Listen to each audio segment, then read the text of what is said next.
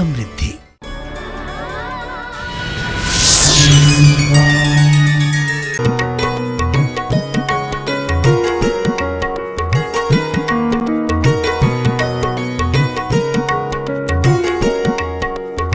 सारे विश्व के लिए ब्रह्म विद्या को उद्घाटित करने वाला कोई योगी हुआ है तो उसका नाम है कुंद कुंदाचार्य। संपूर्ण विश्व में आत्मविद्या को देने वाला कोई दर्शन है तो जैन दर्शन है। तीन प्रकार के जगत में धर्म में तीन आयाम होते हैं। एक आध्यात्मिक आयाम, दूसरा नैतिक आयाम और तीसरा उपासना का आयाम, भक्ति का आयाम। सबसे मुख्य है आध्यात्मिक आयाम, आध्यात्मिक चरण, आध्यात्मिक पहलू, जिसमें व्यक्ति पर को नहीं स्वयं को देखता है, जिसमें पर को नहीं स्वयं को देखता है और अपने ही अंदर अपने आत्मा के गुणों का विकास करके अपना कल्याण करता है। वह आध्यात्मिक पहलू है धर्म का, जो कि सबसे मुख्य पहलू है। इसी पहलू से ही भगवान बनते हैं, इसी प्रक्रिया से ही भगवान बनते हैं। यही हमारा मुख्य साध्य है। आप भगवान की भक्ति करने आते हैं, किस लिए आते हैं? भगवान की भक्ति किस लिए करने आते हैं? कि जन्म जन्म तक भगवान की भक्ति मिलती रहे, इसलिए। जन्म जन्म तक भगवान की भक्ति मिलती रहे इसलिए, कि भगवान की भक्ति करने ना मिले इसलिए। किस लिए आते हैं? किस लिए आते संदीप? अरे भगवान की भक्ति जन्मों जन्मों तक भगवान तुम्हारी भक्ति करते मिलती रहे इसलिए, या भक्ति करने ना मिले इसलिए?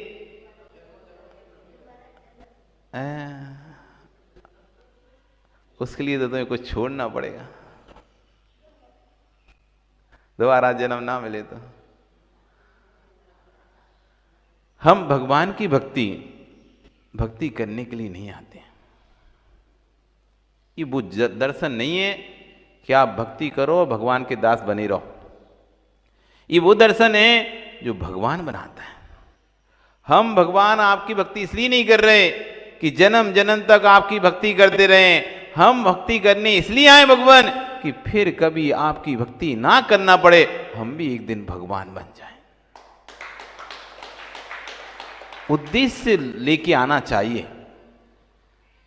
पूजा का उद्देश्य होना चाहिए, अभिषेक का उद्देश्य होना चाहिए, आराधना का उद्देश्य होना चाहिए। आपका क्या उद्देश्य है भगवान की भक्ति करने का? आत्म कल्याण का उद्देश्य है क्या? अपनी आत्मा के कल्याण का उद्देश्य कितने लोगों का है यहाँ पे? कितने लोग जब भगवान की भक्ति करते हैं ये विचार करते हैं कि मैं अपना आत्मा का कल्याण करूं और बुराइयों से बचूं और बुराइयों को छोड़ूं? करते हैं क्या? यहां भी आकर मायाजारी नहीं छूटती। यहां भी आकर अपना काम बनाने का भाव नहीं छूटता। यहां भी आकर मेरी बात कैसे मानी जाए और मैं अपनी बात कैसे मनवा लूं, उसके लिए मुझे क्या करना पड़ेगा, कैसे करना पड़ेगा, ये तिकड़मबाजी नहीं छूटती है। कौन की बात कौन सी हमको पता चल गई है और कौन को हम कब पॉइंट पे बोलना है, किसके पीछे बोलना है, कब कितने सामने बोलना है, ये सब दिमाग चलता रहता है। यहां भी कैसे मैं काम को बिगाड़ूं ये दिमाग चलता रहता है। कैसे मैं बाधाएं विघ्न डालूं ये दिमाग हमारा पूजन करते करते भक्ति करते करते चलता रहता है। हम अपने कल्याण के लिए कभी सोचते ही नहीं है। कभी आपने सोचा पूजा कब तक करेंगे और पूजा करने का हमारा उद्देश्य क्या रहता है? कभी आपने इस बात पर विचार किया कि बस आए और खड़े हुए, एक थाली का दर दूसरी थाली में किया, इधर उधर की बातें की, तो ये छिल गया, वो छिल गया, ऐसा हो गया, वैसा हो गया, ये सही नहीं रखा, वो सही नहीं रखा, यहाँ पे ऐसा रखा है, वहाँ पर वैसा रखा है, ये कलश में पानी क्यों भर दिया, वो वाला कलश चाहिए था, ये वाला कलश चाहिए था, ये उठा धरी, सामान रखा रखी, चढ़ा चढ़ी। इसके अलावा कुछ 2 मिनट के लिए शांति से बैठ के सोचते हो कि मैंने अपने जीवन में कौन सा संयम धारण किया?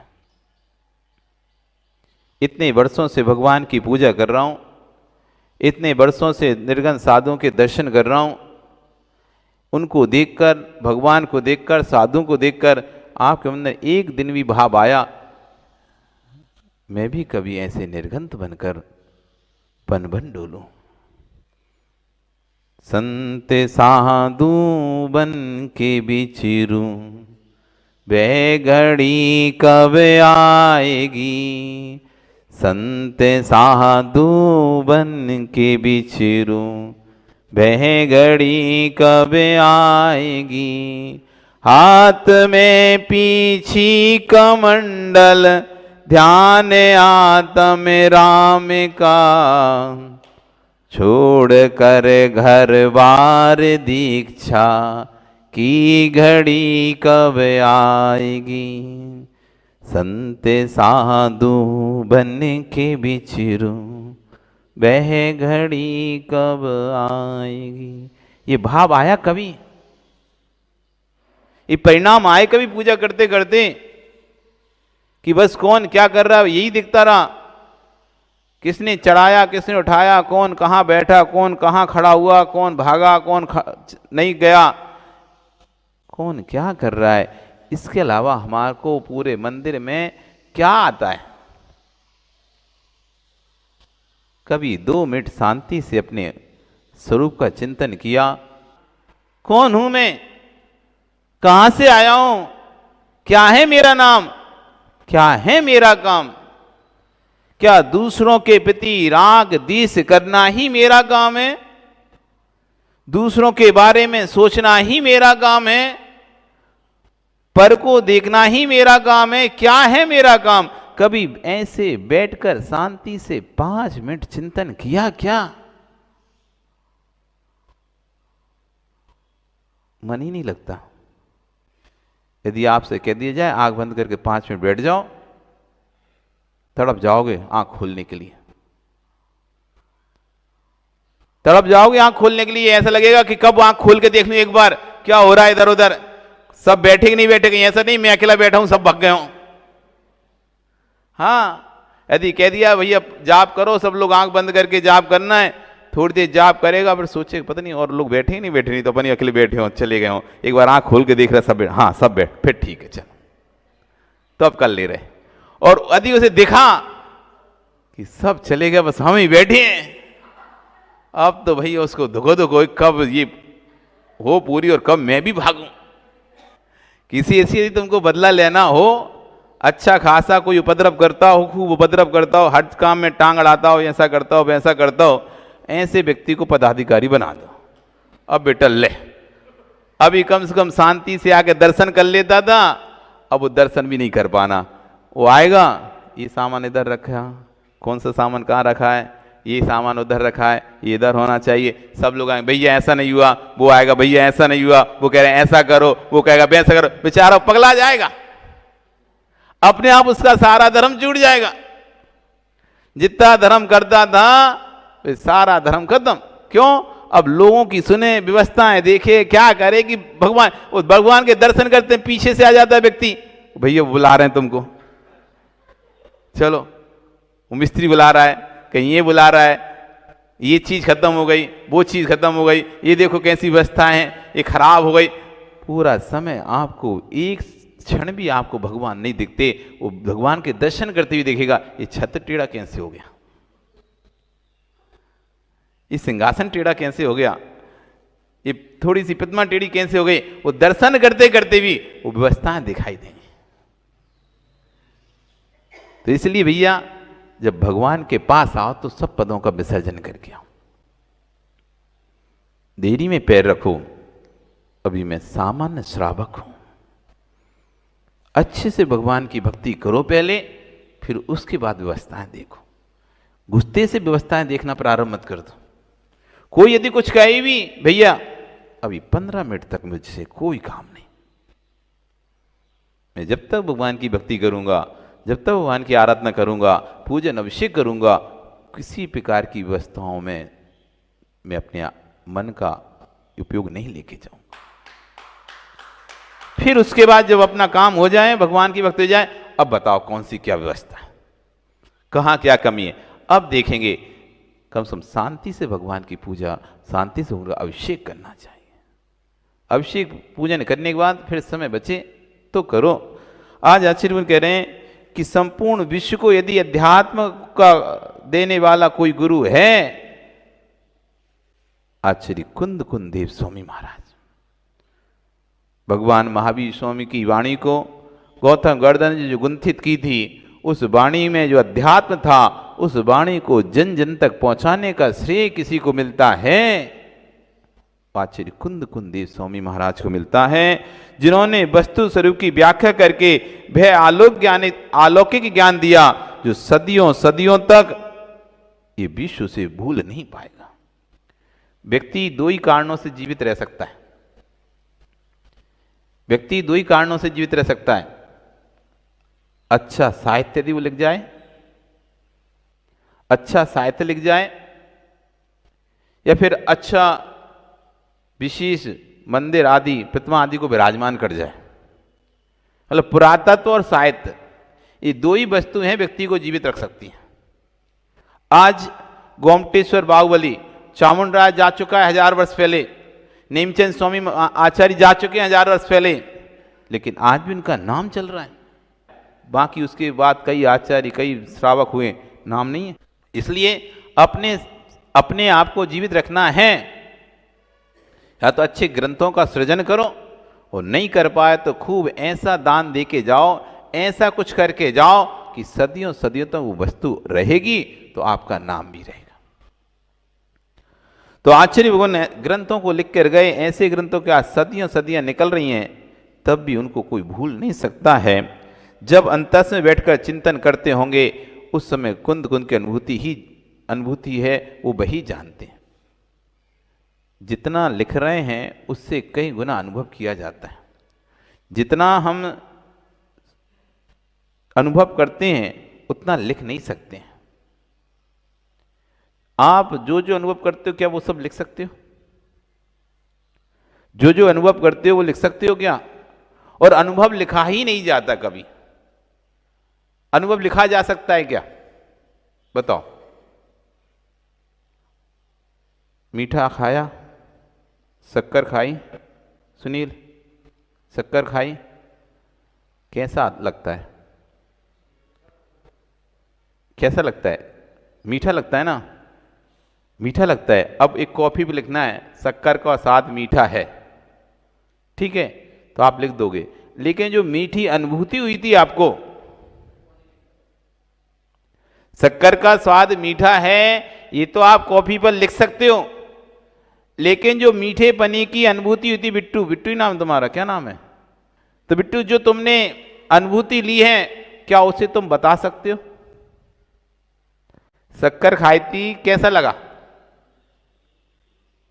कैसा लगा? कैसा मीठा है? शक्कर खाया, मीठा लगा ना, कैसा मीठा लगा वो आप बता सकते हो क्या? अनुभूति बताई नहीं जाती, लेकिन बिना अनुभूति के लिखा भी नहीं जाता। अनुभूति बताई नहीं जा सकती, लेकिन बिना अनुभूति के कोई लिख भी नहीं सकता है, क्योंकि जब तक ज्ञान, अनुभूति से तो ज्ञान होता है, और जब तक ज्ञान नहीं होगा तो लिखेगा कैसे? जो गहराई से लिखेगा ना, जो गहरा लिखेगा ना, उसे पहले गहरा अनुभव करना पड़ेगा। जो गहरा लिखेगा उसे गहरा अनुभव करना पड़ेगा। आचार्य कुंद कुंद स्वामी इतना गहरा लिखे हैं अध्यात्म को, उन्होंने उतने अध्यात्म को गहरा अनुभव किया है। भगवत्ता के स्वरूप को प्रकट करने की कोई प्रज्ञा थी तो आचार्य कुंद कुंद के अंतस में थी। वे क्या लिख रहे हैं?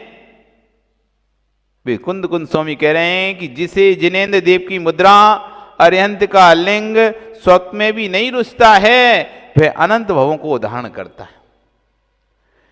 जिस जीव की भवितव्यता पवित्र है, जिसकी होनार निर्मल है, जिसका संसार अल्प है, वो जीव को स्वप्न में भी अरिहंतों की, निर्गंतों की भक्ति दिखाई देती है। और जिसकी होनहार पवित्र नहीं है, जिसका संसार अभी दीर्घ है, वो स्वप्न में भी अरिहंतों की, निर्गंतों की अवहेलना करते हुए देखता है। यथा गति तथा मति। यथा गति तथा मति, जैसी आपकी गति होनी होती है वैसी मति हो जाती है। यदि आपकी गति अच्छी है तो धर्म क्षेत्र में आकर आपके परिणाम ऋजु हो जाएंगे। गुरु के पास आकर आपके परिणाम सरल हो जाएंगे। यदि आपकी गति कुटिल हो चुकी है, तिरंच गति बन चुकी है, तो गुरुओं के पास आकर भी, भगवान के पास आकर भी आपके परिणाम कुटिल के कुटिल बने रहेंगे। यथा गति तथा मति। तो कह रहे हैं वे कुंद स्वामी कह रहे हैं जिनेन्द्र की मुद्रा जिनको स्वप्न में भी नहीं रुचता है वे अनंत भवों को धारण करता है। और जिस जीव की भवितव्यता पवित्र है, जिसकी होनहार निर्मल है, जिसका संसार अल्प है, वो जीव को स्वप्न में भी अरिहंत और निर्गंतों की भक्ति दिखाई देती है। जिसकी होनहार पवित्र है, किसी से पूछने मत जाना, जिसका संसार अल्प बचा हुआ है, उसे स्वप्न में भी पंच परमेष्टि के दर्शन होते हैं। कभी की सपने में पूजा, कि सपने में भी व्यवस्थाएं दिखी, सपने में भी काम देखा। जो हम दिन भर में अपने आप को देते हैं वही रात्रि में स्वप्न के रूप में हमको समझ में आता है। क्यों? क्योंकि हमारा मन जब शांत होता है तो जो हमने दिन भर में क्रियाकलाप किए हैं रात में हमको वही दिखाई देते हैं। यदि आप दुकान पर ज़्यादा ग्राहकी करते हो तो सपने में भी ग्राहकी दिखाई देते हैं। आप सौदा लेने आया है, ये करने आया। यात्रा ज़्यादा करते हो तो सपने में यात्रा दिखाई देती है। भक्ति पूजन यदि मन लगा के करते हो तो स्वप्न में भी भक्ति पूजन ही दिखाई देगी। जैसा जिस क्रिया में आप अपना पूरा मनयोग लगा देते हो। एक व्यक्ति कपड़े का व्यापारी था, कोई है तो नहीं यहाँ पे कपड़े का व्यापारी है? तो कपड़े का व्यापारी था, खूब उसका व्यापार चल रहा था। रात्रि में सो रहा था, तभी सोते सपना आ गया कि कोई ग्राहक कस्टमर कपड़ा लेने आया है, 2 मीटर चाहिए उसे, 2 मीटर चाहिए। और रात्रि में ही उसने व्यापार शुरू कर दिया। सपने में ही वो जो चद्दर था उसी पकड़ के कट से 2 मीटर लो। पत्नी थी, सोच रही है क्या कर रहा है, चद्दर ही फाड़ दिया तुमने। अरे ऐसा व्यापार कि अब सपने में भी शांति नहीं है। तो जो व्यक्ति जैसा प्रतिदिन करता है मनोयोग के साथ, वैसा उसके सपने में भी आता है। आप यदि मायाचारी पूरे समय करते रहते हो तो सपने में भी आपको ऐसा ही आता है। आप षड्यंत्र रच रहे हो, आप अपना काम बना रहे हो, आप अपना काम निकाल रहे हो, दूसरे को आपने ऐसे पागल बनाया, ऐसे उसको आप पैसे ले लिए। इस तरह से सपने आते रहते हैं आपको। ऐसे हमारा काम निकल गया, ऐसा काम बिगड़ गया। यदि आप दुखी होते हैं तो सपने में भी ऐसे दुख वाले सपने आते हैं। प्रसन्न होते हैं तो सपने में भी आप प्रसन्नता का अनुभव करते हैं।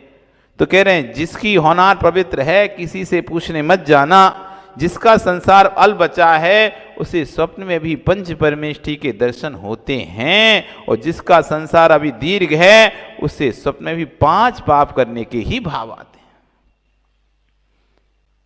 अब आप देख लो, किसी से मत पूछो मेरी गति क्या होगी, मेरी गति क्या होने वाली है। जैसी मति चल रही है वैसी गति होगी, जैसी मति चल रही है वैसी गति होगी।